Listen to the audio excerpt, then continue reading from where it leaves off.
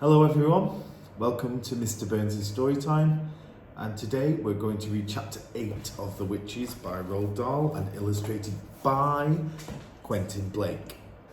This chapter is called Formula 86, Delayed Action Mouse Maker.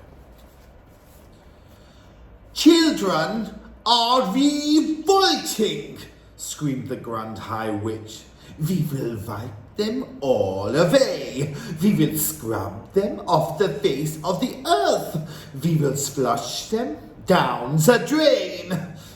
Yes, yes, chanted the audience. Wipe them away. Scrub them off the earth.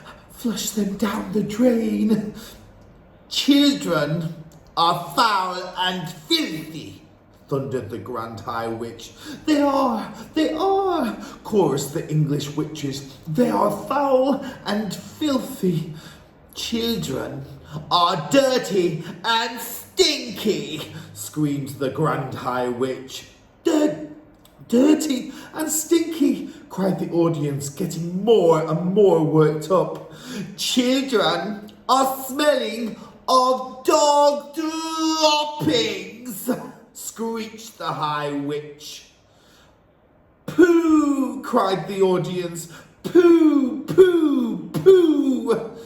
They are worse than dogs' droppings, screeched the Grand High Witch. Dogs' droppings is smelling like violets and primroses compared with children.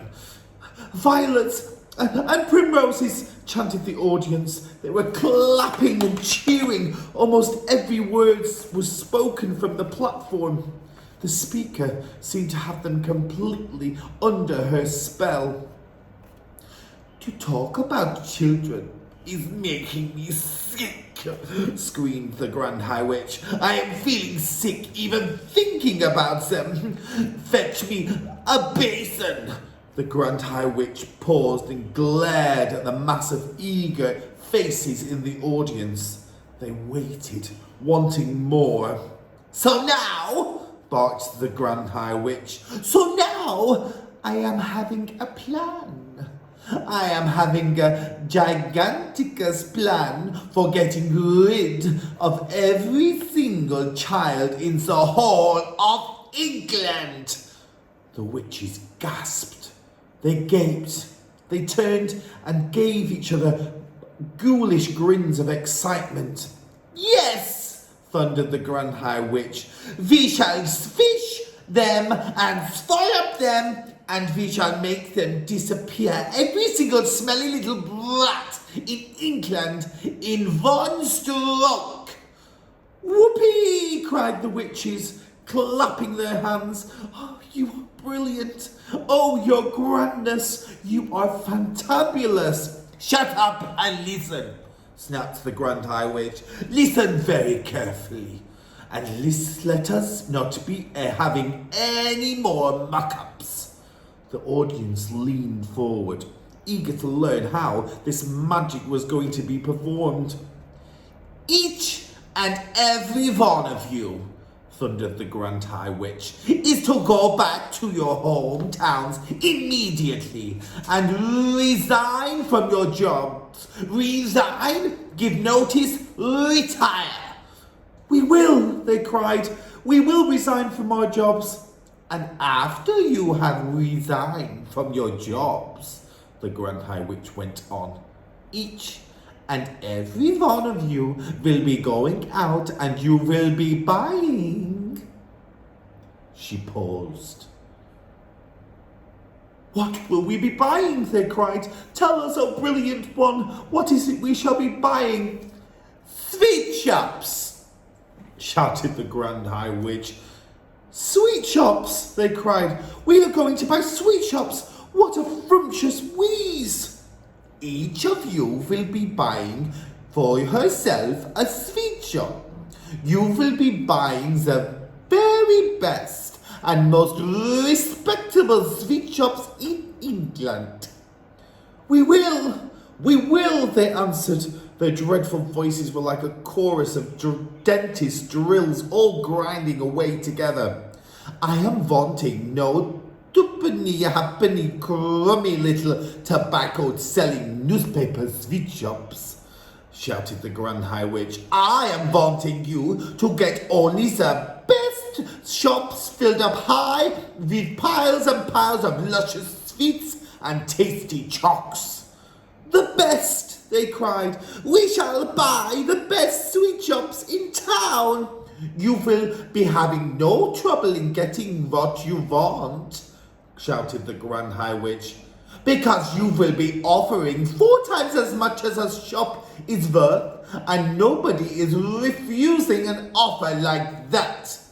Money is not a problem to us witches, as you know very well. I have brought with me 6 trunks full of English banknotes, all crisp and new. And all of them, she added with a fiendish leer, all of them homemade. The witches in the audience grinned, appreciating this joke. At this point, one foolish witch got so excited at the possibilities presented by owning a sweet shop that she leapt to her feet and shouted, "The children will come flocking to my shop, and I will feed them poisoned sweets and chocks, and wipe them all out like weasels." The room became suddenly silent. I saw the tiny body of the Grand High Witch stiffen and then go rigid with rage. "Who spoke?" she shrieked. "It was you over there." The culprit sat down fast and covered her face with her clawed hands. "You blithering bumpkin," screeched the Grand High Witch. "You brainless bog rumper. Are you not realizing that if you are going around poisoning little children, you will be caught in 5 minutes flat? Never in my life am I hearing such a budge-bulbling suggestion coming from a witch." The entire audience cowered and shook. I'm quite sure they all thought, as I did, that the terrible white-hot sparks were about to start flying again.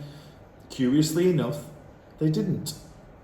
"If such a tomfiddling idea is all you can be coming up with," thundered the Grand High Witch, "then it is no wonder England is still swarming with rotten little children."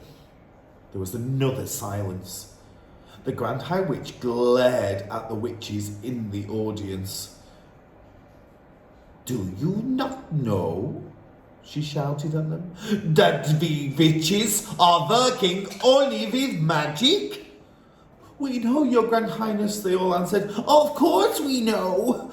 The Grand High Witch grated her bony gloved hands against each other and cried out, "So, each of you is owning a magnificent sweet shop. The next move is that each of you will be announcing in your window of the shop that on a certain day you will be having a great gala opening with free sweets and chocks to every child."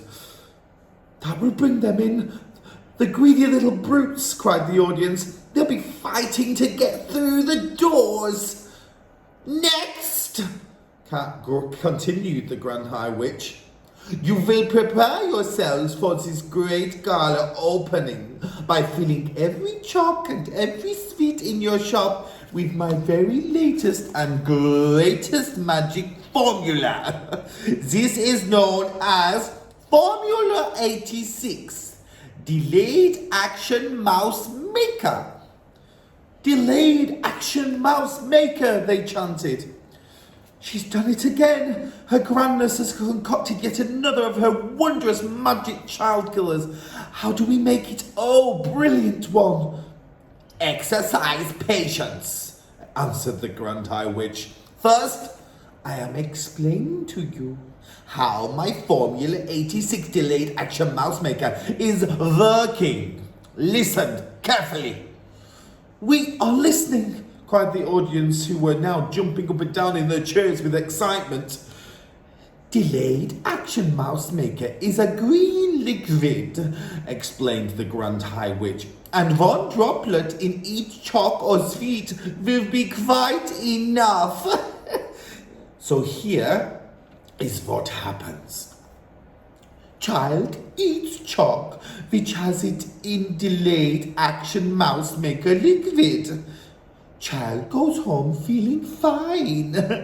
Child goes to bed still feeling fine. Child wakes up in the morning, still okay. Child goes to school still feeling fine. Formula, you understand, is delayed action and is not working yet. We understand, oh brainy one, cried the audience. But when does it start working? It is starting to work at exactly 9 o'clock when the child is arriving at school, shouted the Grand High Witch triumphantly. Child arrives at school, delayed action mouse maker immediately starts to work. Child starts to shrink. Child is starting to grow fur. Child is starting to grow tail. All is happening in precisely 26 seconds. After 26 seconds, child is not a child any longer. It is a mouse! A mouse, cried the witches. What a scrumptious thought! Classrooms will be swarming with mice, shouted the Grand High Witch. Chaos and pandemonium will be reigning in every child in England. Teachers will be hopping up and down. Women teachers will be standing on desks and holding up skirts and yelling, "Help! Help! Help!" They will, cried the audience. And what, shouted the Grand High Witch, is happening next in every school? Tell us, they cried. Tell us, oh brainy one. The Grand High Witch stretched her stringy neck forward and grinned at the audience, showing 2 rows of pointed teeth, slightly blue.